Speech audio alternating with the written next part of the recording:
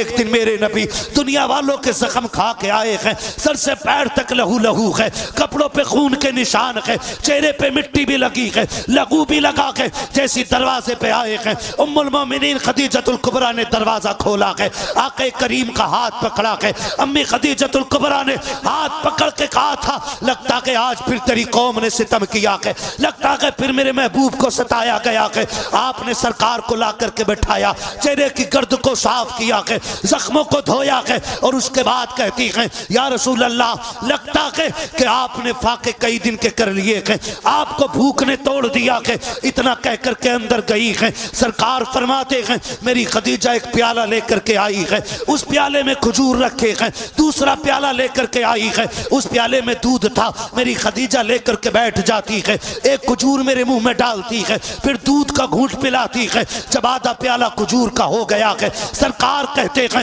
خدیجہ نے ہاتھ میری طرف بڑھایا کہ میں نے خدیجہ کا ہاتھ پکڑ کے کہا تھا اے میری شریک حیات یہ تو بتا دے میں تو کھا چکا ہوں، تو نے کب سے نہیں کھایا ہے اور میری بیٹیاں کہاں ہیں؟ کہا سرکار بیٹیاں سو رہی ہیں۔ جب بچیوں کے چہرے کو سرکار نے دیکھا آنسوؤں کے نشان چہرے پر تھے، تب میرے نبی نے کہا تھا خدیجہ لگتا کہ بیٹیاں روتے روتے سو گئی ہیں۔ ہاں سرکار فاقہ اتنا تھا کہ بیٹیاں روتے روتے سوئی ہیں۔ میرے سرکار کی آنکھ میں آنسو آئے، آقا کریم نے خود اپنا پیٹ نہیں دیکھا بلکہ اپنی بیوی کا ہاتھ پکڑ کے کہا تھا خدیجہ میں تو کھا چکا ہوں، کچھ تم بھی تو کھا لو۔ جیسے اتنا کہا کہ حضرت خدیجہ نے رو کے کہا تھا یا رسول اللہ آپ ہماری فکر نہ کیجئے گا، آپ کھا لیجئے گا، آقا اگر بھوک کی وجہ سے ہمیں کچھ ہو جائے گا تو صرف خدیجہ کا نقصان ہوگا، صرف فاطمہ کا نقصان ہوگا، صرف رقیہ ام کلثوم کا نقصان ہوگا، اگر آپ کو کچھ ہو گیا ہے تو صرف رقیہ اور فاطمہ کا نقصان نہیں